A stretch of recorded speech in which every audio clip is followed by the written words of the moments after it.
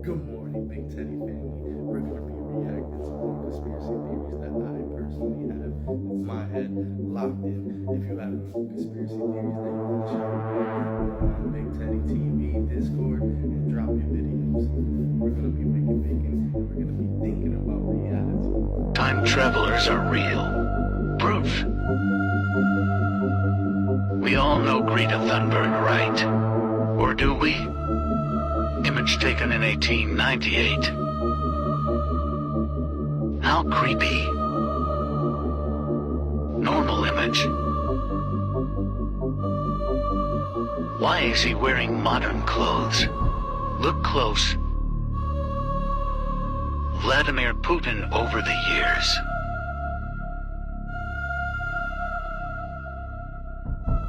Jimmy Fallon has one of the most creepy look-alikes. I'm watching you.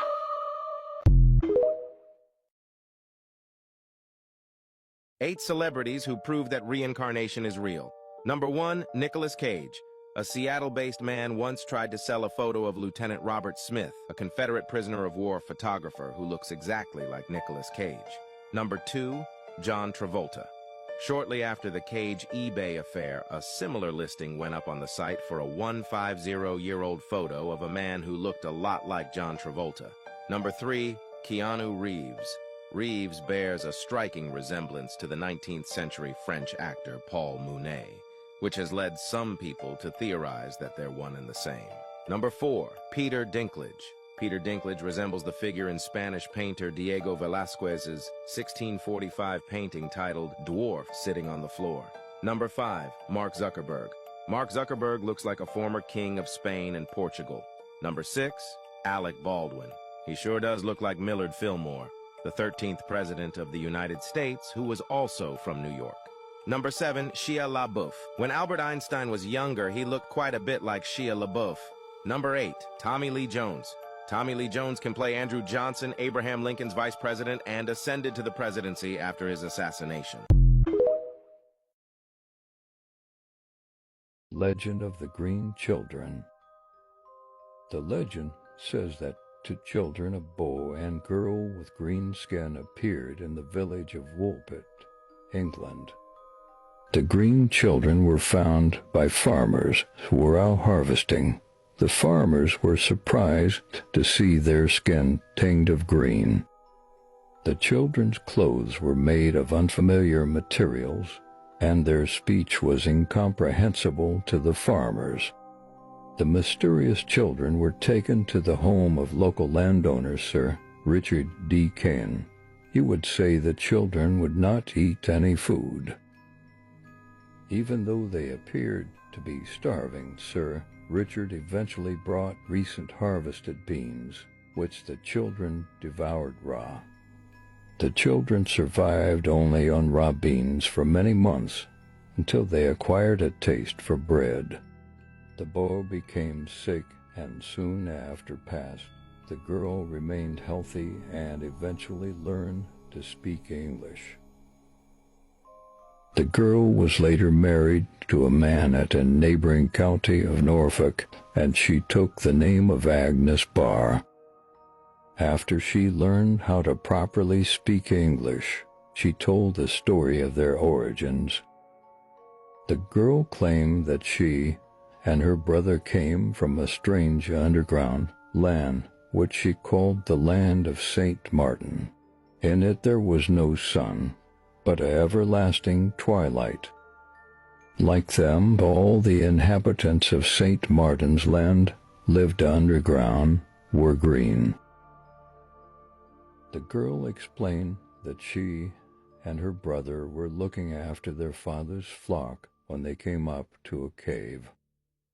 On entering the cave, they wandered through the darkness for a long time, following the sound of bells. They came out the other side, entering into bright sunlight, which they found startling. It was then that they were found by the farmers. Over the centuries, many theories have been put forward to explain the eerie story of the green children of Woolpit. I would love to hear your thoughts on this eerie story down in the comments. Stay curious, friend. Hy-Brasil, also known as Hy-Brasil, is a mythical island said to be located off the west coast of Ireland. It appears in various historical maps and folklore, often shrouded in mystery and legend. Here are some key points about Hy-Brasil. 1. Location and visibility. According to legend, Hy-Brasil is visible only once every 7 years, but it is cloaked in mist or fog the rest of the time, making it nearly impossible to find or visit. 2.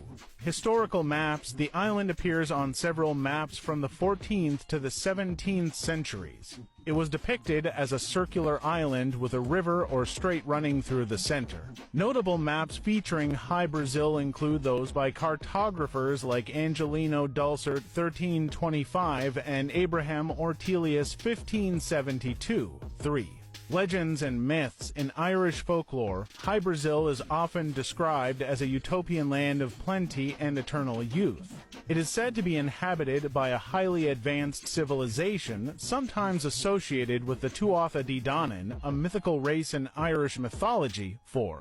Explorations. Various explorers have set out to find Hy-Brasil over the centuries. One notable claim comes from Captain John Nisbet, who in 1674 reported that he and his crew landed on the island, where they encountered a large, wealthy population. 5. Modern speculation. In contemporary times, some researchers speculate that Hy-Brasil could have been a real place that was either misidentified or submerged due to geological changes. Others consider it purely a mythological or symbolic creation. Hy-Brasil remains a captivating element of Celtic mythology and cartographic history, blending the allure of an elusive paradise with the intrigue of ancient maritime exploration. When I was 3 years old, I fell downstairs and, of course, knocked unconscious. My parents fetched the doctor, who examined me very carefully and said I was dead. And as I was the one and only, and the apple of my mother's eye, I mean, she went off the deep end and everybody was fussing around her. And I was left in my room lying on the bed.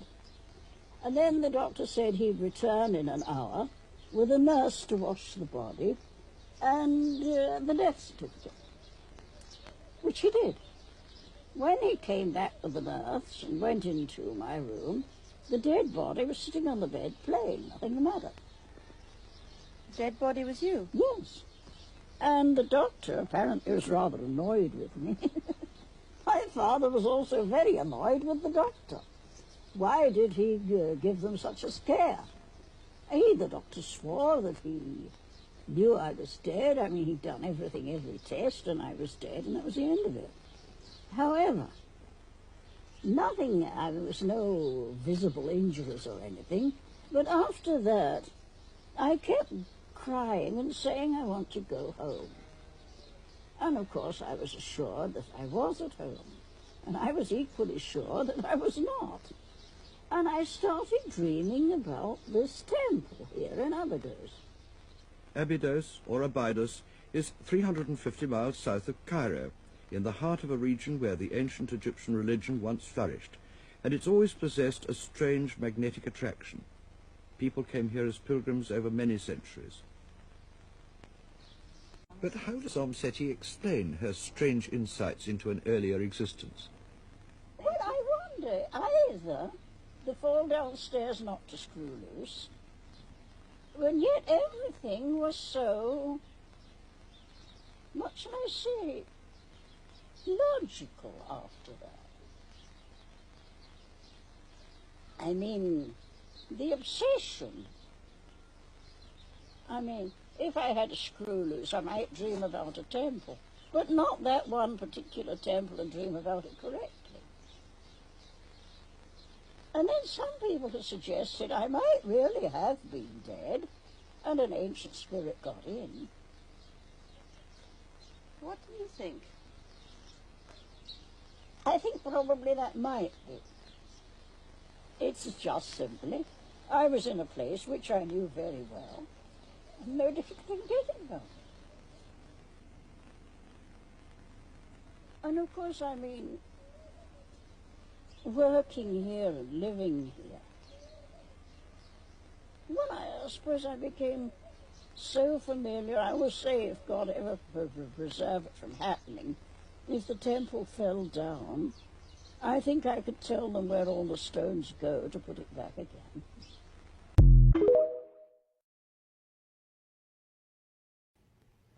The crystal skull, there's 13 of them. I got 3. 3. One of them is worth all the money that's ever been put in all the banks in the world. Just give it to me. So I called a girlfriend of mine that hooked me up with the Indians. And I said, hey man, just tell so-and-so, I don't know what I did, but I left them somewhere.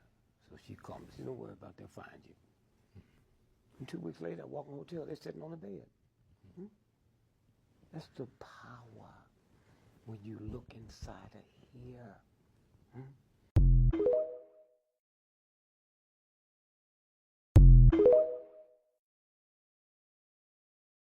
Sponge divers discover an ancient shipwreck 150 feet beneath the surface. Over the next 2 years, artifacts are recovered from the wreckage. And among them are the remains of a coral-encrusted metal box that dates back to the 2nd century BC. It is the oldest mechanical computer ever found, predating artifacts of similar complexity by 1,500 years. Giants were petrified after the Great Flood. There are several mountains and islands that seem to look too humanoid to be random formations. There is even a movie called Moana, where there was an island that was a sleeping giant woman. We all know of the story about the Nephilim giants in the Great Flood. People say, if there are giants, why haven't giant bones been recovered? Well, they have, but not mere bones, but entire petrified Nephilim bodies. When these giants were wiped out, they became petrified and are seen all over the world, yet mistaken for mountains and islands. The giants were indeed that huge. The Book of Enoch describes giants as being 450 feet tall. Just so you can put the size of these behemoths into perspective, here is a photo of a man next to a 500-foot statue called the Statue of Unity in India. This statue is around the same size as the actual Nephilim giants, and a full adult male isn't even taller than its toe. These giants were so tall that they could easily be mistaken as a mountain once petrified and vegetation grows around and over them.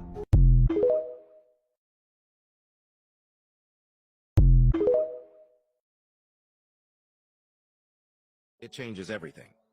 According to historical records, the first ancient civilization known to us is that of the ancient Sumerians. The Sumerians existed over 6,000 years ago, predating the Egyptians by 1,000 years. They resided in a region known as Mesopotamia, which encompasses present-day Iraq and parts of Iran, Kuwait, Syria, and Turkey. The Sumerians referred to themselves as black-headed ones, or black-headed people, and held a belief in gods known as the Anunnaki, described as children of the earth and skies. Some researchers speculate that the ancient Sumerians had a remarkable understanding of the universe, as depicted in artifacts showing the solar system with planets orbiting the sun. Adding to their intrigue are depictions of ancient handbags and bracelets. The Sumerians made groundbreaking inventions, including the wheel, alphabet, and the calendar we use today. They also developed irrigation systems for farming and established a system to measure time in seconds, minutes, and hours. Some believe that knowledge was bestowed upon them.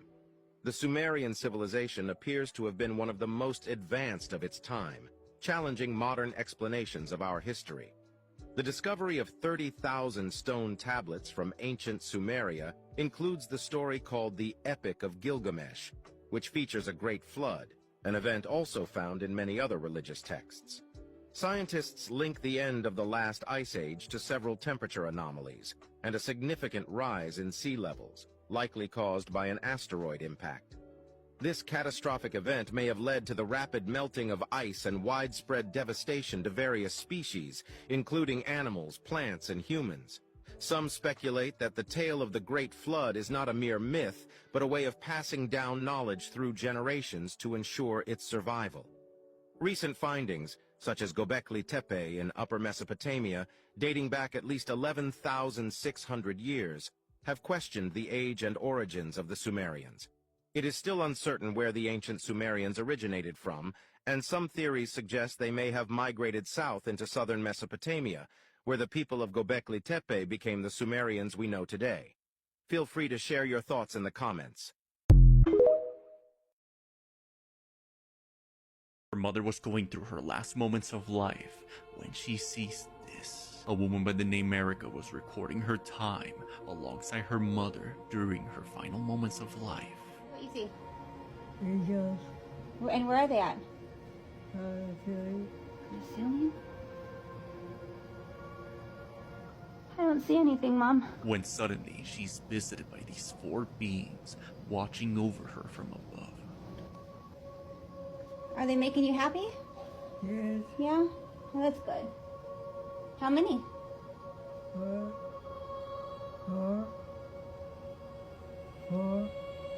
Four?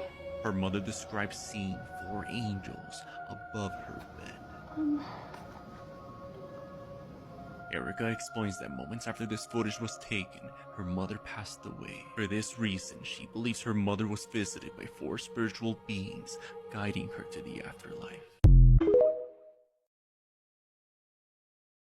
Explain what it is. Well, it's this way in which one forces through microneedling. It's like a little roller with these. Some of you, I think many of you know it. And it pushes through the skin and ruptures the collagen, and then boosts it. You look like a burn victim for a day, but then it pushes. What are you pushing into the skin, Sarah? Well, you push in whatever the facialist would like to insert into your pores. But what is it? It is an extraction from a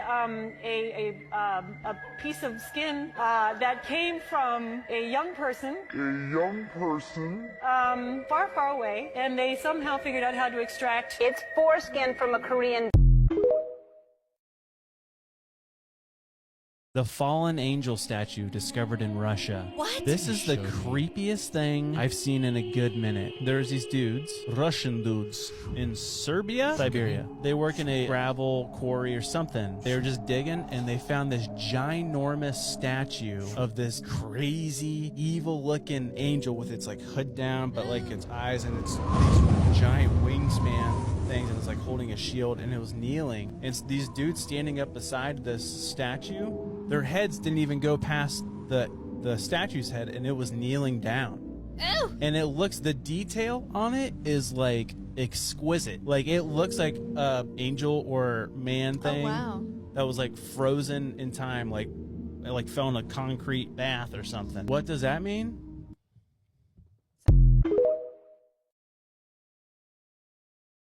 And it was only when we got the remains under the scanners that I realized that this was like no tail we had ever seen before. Looking at the hip structure, Dr. Pearsall recognizes something strikingly familiar. With humans, if you look at the top of your hips here, they have this high ridge. These are called the iliac crests, and they're designed to support weight. I looked at this creature, and it had similar crests on its hips, and that didn't make any sense until I realized that we were looking at these scans the wrong way. We were looking at them this way, when in fact what we had to do is rotate them. That is when it became clear that this creature once walked on two legs. And there is only one animal that walks upright on two legs, that walks on 2 feet. And if this thing once stood on 2 feet, and we realized... Hands. They were hands. Becky's discovery that this creature had hands. The discovery that this creature once walked upright on land, like us, because it was one of us. That changed everything. That bone had been worked on. It had been carved by hand. At the top, where the notch was, that was meant to hold something. And we found fibrous plant material wrapped around it, which would have been designed to hold it in place. And then I remembered the stingray barb.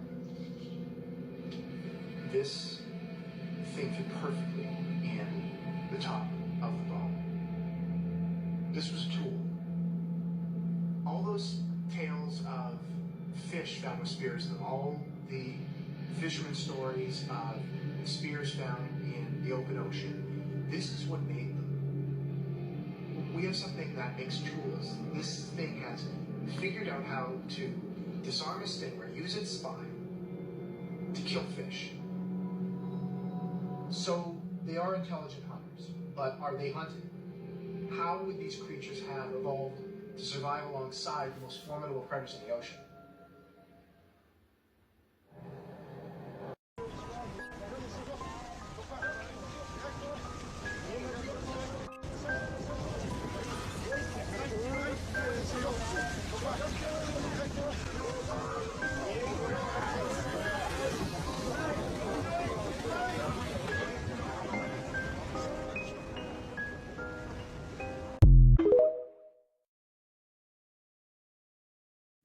Look at this shit.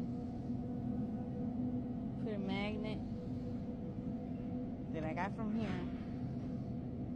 into the Great Value Chicken.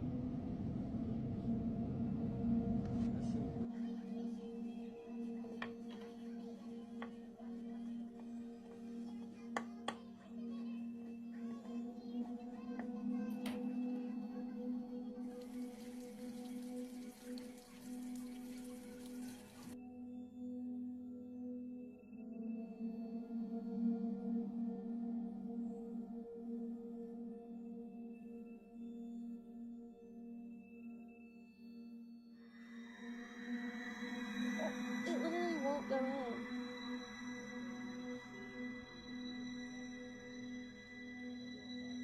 Squeeze them hard,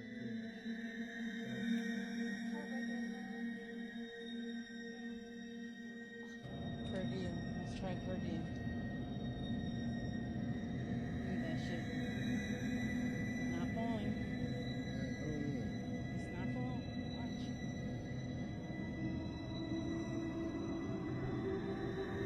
What's actually going on?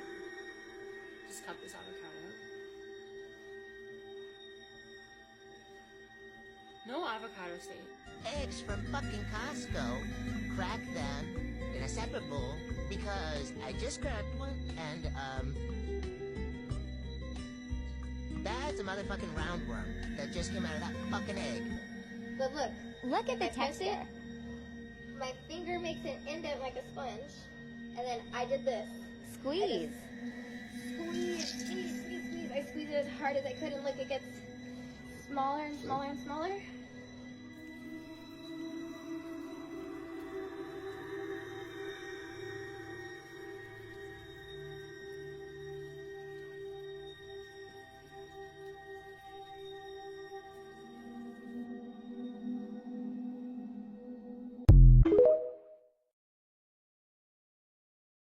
Incredible huge python of 14 meters in diameter. Discovered in the Amazon jungle.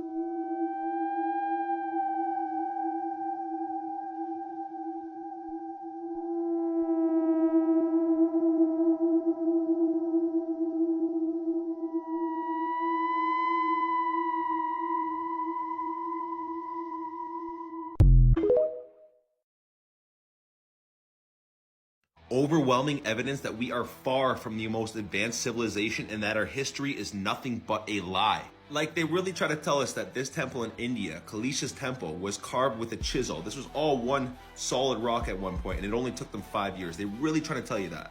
Like, come on, man, what kind of technology did these people have? They also try to tell us that Lashan giant Buddha in China was carved with a chisel. Bro, look at the fucking detail here. Look how big this thing is. You really try to tell me that this was done with a chisel? I truly think that giants used to roam the earth and they were the ones that built these magnificent structures. Like, bro, giant doorways, giant footprints, iconography of giants, like giant skeletons, giant axes all over the world. And the technology used was probably only known by the elites. Let's also observe some of these statues from our ancient past. This is all made out of stone. How did they make it see-through? We can't do this shit. Bro, look at the detail in this statue. Like, we can't even come close to this. You're telling me this was done with a chisel? There is absolutely no question that they are hiding the real truth of our ancient past from us. More than likely to keep us dumbed down and ignorant to our true potential. Look within, like the Buddha, to find the real truth to this reality. Peace and love. We were way more advanced in the past than we thought. If you still think we're the first advanced civilization to exist on Earth, then this will change your mind and blow it at the same time. Okay, so this is a map of pyramids all around the world, all allegedly built independently of each other and all having identical structures that follow this similar step pattern. Now I know, most historians will tell you, oh, it's just the easiest tall structure to build. It's human nature. If it's so easy, why are our 21st century brains not capable of doing what dozens of ancient civilizations have repeatedly been able to do? We got the famous pyramids of Djoser in Egypt, but everyone knows about those. Across the world, there's Chichen Itza, Pyramid de los Nichas, Tikal Temple, the Great Pyramid of Cholula, among others in Mexico. And then on the other side of the planet, we got Ko Ker and Prasat Bakse Chem Krong in Cambodia. Off the coast of a tiny Japanese island deep within the ocean is the sunken Yonaguni Monument, a supposed 10,000 years old, older than even the Egyptian pyramids. All with a nearly identical look, yet built by completely different cultures with zero contact among each other and thousands of kilometers apart. But this is just the tip. We got way more lesser-known pyramids, even older than the Egyptian ones, that ain't even standing anymore. Like the Gunung Padang Temple in Indonesia.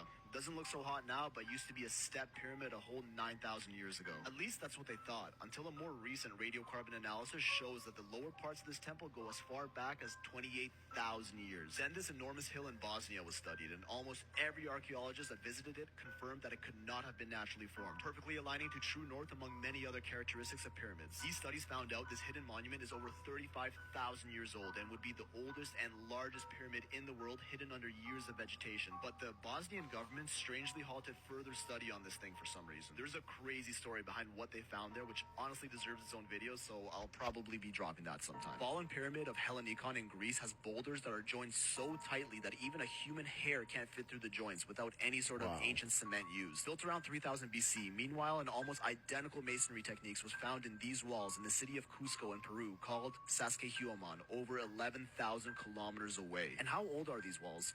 Mainstream history will tell you they were built around the 15th century, but researchers recently uncovered a writing system built directly within the blocks of these walls that's well over 30,000 years old. Again, a topic that deserves its own video coming soon. This exact method is also found on a site called Ahu Vinapu on the remote Easter Island, older than even their legendary Moai heads, as well as Khafre's Valley Temple in Egypt. How did our ancient ancestors figure out these identical building techniques completely independent of each other when we still have no idea how they did it to this day? Now we get to the Ellsworth Mountains in Antarctica. Okay, get your tinfoil hats ready for this one, because this satellite footage from 2016 shows what could be a pyramid buried in the South Pole. This map from 1513 by sailor Peary Reyes shows a perfectly accurate coastline of Antarctica, even though it wasn't officially discovered 300 years later in 1820. What's weird is this map connects South America to Antarctica, which it could very well be that over 10,000 years ago, these two continents were connected by a sheet of ice. Researchers claim this map was sourced from an even more ancient document that survived from the Library of Alexandria in Egypt, which was destroyed by the Romans. What if the builders of Giza left this map as directions as to where else they put pyramids around the world? And the pyramids are just the start. Take a look at these ancient artifacts from Bolivia, Turkey, Indonesia, and Easter Island. 4 completely separate corners of the world, all with identical carvings and artistic styles used, and again, thousands of kilometers apart and absolutely no contact among each other. If the powers that be won't tell us our true history, what else are they lying about? By the way, all the glaciers are fresh water because it's frozen rain. Right. Here's something that no one talks about. When the glaciers melt, where does the water go? Where does it go? Just tell me. You know the answer. Just into the ocean? Back in the ocean. Okay. So, but this is now non-salty water going into the ocean. So you're mixing fresh water with brackish water, and they occupy different places in the vertical profile of the ocean. And because salt water is heavier than fresh water, so fresh water occupies the top. Right. It's not as salty as the water at the below. And there are circulations in the ocean, not only up and down, northern latitude, southern latitude, like the Gulf Stream. There's also circulation top to bottom. And the combinations of all these circulations create the stability of the ocean. If you disrupt that, oh my gosh. There are fishes that can't live anymore where they used to be because the salt level is different. And so some animals might go extinct. Some weather patterns will change because the ocean affects climate. Think about the doctor who took the x-rays of this thing. Marco Leal, thank you, Marco, you're the man. Marco Leal found him 8 years ago. And he was like, he confirmed the story. He was still working at regional hospital. He goes, I'll never come forward. Marco kept going every year back and forth. Then he retired. And 4 years after he retired, he agreed to meet with us. He wasn't even sure he was going to go on. And I said, look, man, we'll film you from the back. We'll disguise you. Showed us photographs of him at the hospital. You know, we've been trying to get at him. Excuse me, at the end of the interview, he said, thank you. I feel so much better. I've been shouldering that burden for 26 years, and I've so desperately wanted to tell somebody, to share that story with the rest of the world. And you meet these people, and you think, why on earth they didn't come to us? They're not trying to sell their story. We tracked them down, begged and pleaded with them to come forward. Now pay attention as we turn the flat earth map into a globe. Pay attention to the continents. They are still positioned north, east, west, and south. And take a look at the ice wall. What's it become when you turn it into a ball? It becomes the Antarctica. And if you'll notice, it's south of all the continents, just like the ice wall is south of all the continents on the flat earth map. And therefore, you cannot tell the difference. The only reason that you believe what you believe is because that's what you have been taught to believe without questioning it. Are we actually the fourth advanced civilization to exist? Many believe that our current civilization is the fourth iteration on Earth, with 3 previous advanced societies having existed and subsequently perished over the ages. These societies, it's believed, reached impressive peaks of technology and culture, only to be obliterated by massive calamities. The earliest of these societies is said to have emerged 2.8 million years ago, a period post-dating the dinosaurs. Though not advanced by today's standards, this civilization marked a pivotal step in human evolutionary history. The prevailing theory is that an ice age might have led to their decline. The second civilization is often identified with the legendary Atlantis. Alleged to have existed around 12,000 years ago, it's fabled for its groundbreaking expertise in areas such as aviation and electricity. A catastrophic event, perhaps an earthquake induced by a comet, is believed to have brought about its downfall. The third civilization, according to some theories, met its end due to a massive deluge, which resonates with the biblical tale of Noah's Ark. This leads to the question: when I say the rocks were alive, I meant the rocks were alive. Do you really think this is just coincidence? Do you really think this is just some pareidolia? We're not just seeing faces here. A whole lot more than just faces. A coincidence is going to the market and seeing your friend there at the same time. Pareidolia is seeing faces in clouds. This isn't seeing faces in clouds. Just think of where all that pink Himalayan salt comes from. Now people say that's not how fossilization works, or we got carbon dating, but how accurate is it? You know they lie to us about everything. Just look at some of this petrification. Some of these artifacts that have no explanation. Petrification and fossilization takes a lot shorter than they tell us. And in the right scenario, like one big massive cataclysmic event, you have a perfect petri dish for what you see here. Geology, that is nothing more than hardened biology. Question everything, friends, especially the pink Himalayan salt. Until next time, friends.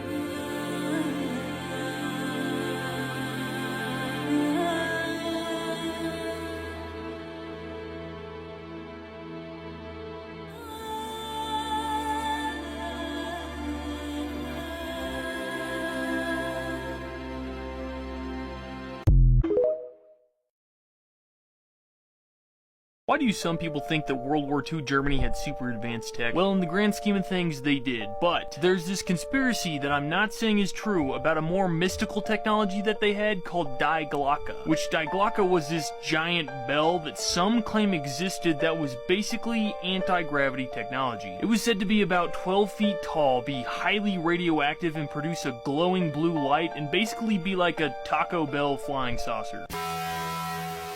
And allegedly they had to build this concrete ring called the hinge, which really assembled stone hinge for some reason, in order to tether it for tests. But at the end of the war, a German officer called Hans Kammler traded this tech to the US military in exchange for his freedom, which German World War II people trading knowledge to the US for freedom was definitely something real that actually happened. Look up Operation Paperclip. But this whole bell thing is claimed to be a hoax by mainstream reviewers, so tell me what you think in the comments and follow for more. Every 7 years, it is said an island off the coast of Ireland becomes visible, known as High Brazil. Prior to its first notation on maps in 1325, Celtic folklore has spoken about a mysterious island housing the king of the world, Brazil, where the name potentially can be derived from. A successful sailing charts a Genoese cartographer placed the island west of Ireland, southwest of Galway Bay. Most famously, the island was first confirmed by St. Brandon the Navigator, who returned home with identical descriptions of High Brazil, dubbing it the Promised Land. The last documented sighting came in 1872, when Arthur T.J. Westrop and several companions saw the island appear and then vanish. Whether or not the island exists, or ever existed, it is hard to tell, but the mythical and real accounts are hard to deny.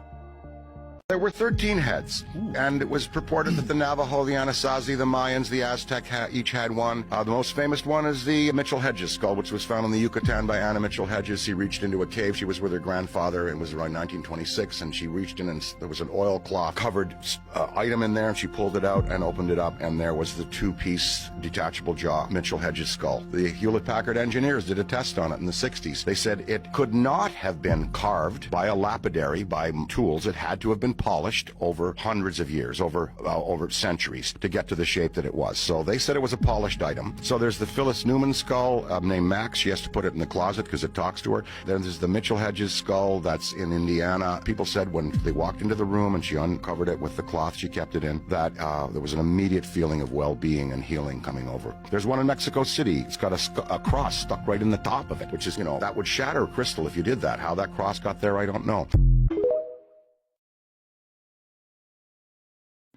Well, you don't know me, but I know you.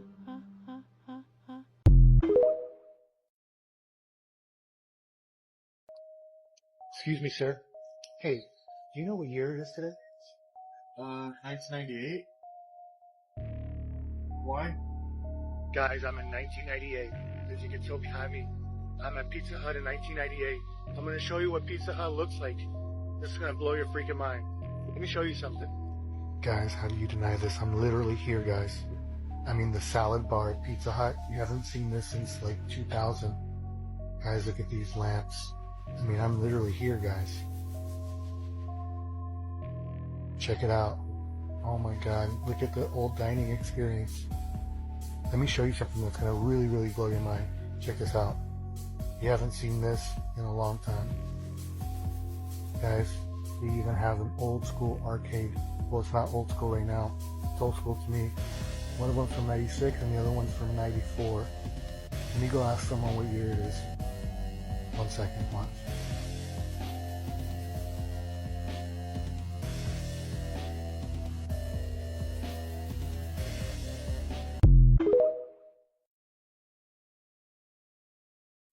You need to hear the story of a woman called Dorothy Yeedy. Have you heard about this woman? Oh my gosh. So in 1907, Dorothy, at the age of 3, was playing on a flight of stairs and had a tragic fall. The family doctor came and was like, nothing we can do here. Unfortunately, she's gone. He left and he came back an hour later to prepare the body and found her playing on her bed. But the thing is, Dorothy never went back to like her normal self. She kept telling her parents that she wanted to go home, but she couldn't describe where home was. Maybe she had an overactive imagination, maybe she had a, traumatic head injury. Yeah, well, one day she went to a British Egyptian museum. She saw some statues next to a mummy and she told her parents to leave her with her people. She saw this temple, the Temple of Seti, and was like, there's my home. But she's like, where are the trees? Where are the gardens? The craziest thing is Dorothy would take archaeologists on these various expeditions. She would describe things in such vivid details and even show details that they had previously missed. And she would say, this is not from research. This is all from memory. According to Dorothy, in a previous life, she was an Egyptian princess called Bintreshet and lived in the Temple of Seti. King Seti fell in love with her because of her immaculate beauty, and it was a violation of religious laws because she got pregnant. And according to her, she committed suicide so that King Seti could avoid the embarrassment, and they knew they'd be together in a later life. So the question is this real or is this a hoax? But this story's crazy. Anyways, love you, bye. The Green Children of Woolpit is a medieval legend about two children with green skin and an unknown language who were discovered in the 12th century in the village of Woolpit, England. They claim to have come from a place where the sun never shone and the sky was always dim. They said that they had been tending their father's flock when they came upon a cave. After entering the cave, they found themselves transported to the Woolpit fields. One child eventually died, but the other, named Agnes, learned English and stayed in Woolpit, never revealing her homeland, and she would often wander off into the fields, staring up at the sky as if searching for... Take out the Amazon and take out anacondas for a second. Okay. All right. Think about where all the largest snakes are in the world. Okay? Florida. Well, now, yes, but you know, we've got all these wet tropical environments that house these huge snakes. In Indonesia, you have reticulated pythons, you have Burmese pythons, you have African rock pythons, Indian rock pythons, anacondas, all these big snakes. Yeah. The only place that has a wet, tropical, humid, high density of prey environment that doesn't have a massive snake is the Congo, Central Africa. Now, stay with me. That area is home to some African rock python stuff, but not big monster anaconda-sized ones, right? But during World War II, there was a colonel who flew over there, and this was a well-respected colonel. I'm sure, Jamie, you'll be able to find this very quickly. A well-respected, like, I forget, he had like his wings or his patch of honor or whatever, like very distinguished, who him and his two passengers in the plane. It's not actually the North Pole. The North Pole's been sailed every year for 30 years. It's off from the North Pole several hundred miles. This is in a region that's never been sailed before. It's between the magnetic North Pole and the actual North Pole. The waters are reported to be the roughest on the planet, so we're talking 10-story seas. This is not going to be a pleasure cruise by any stretch of the imagination. We'll be breaking ice for 8 days to get there, so it's not an easy place to get to. Is the government hiding an entire civilization from us? The Tartarians were said to be a civilization that unlocked the key to free energy, allowing the Tartarians to advance exponentially, as citizens were allowed to express their creativity freely without the stress of work, leading to many great inventions and grand architecture. However, a powerful organization that controlled the world with a cell of energy had already invested heavily into energy production and lobbied against Tartaria, as free energy will essentially take away all the control that they had. This organization tore Tartaria apart and erased them from our history books, making it seem like Tartaria never existed. But if you look carefully, the evidence of Tartaria is still there, in old maps, in architecture around the world that seemed to advance, places like the Taj Mahal, the Great Wall of China, or even the pyramids in Egypt looked way too advanced to have been built by the respective nations, but collectively, all have similar themes in their design, similar themes aimed at harvesting energy. So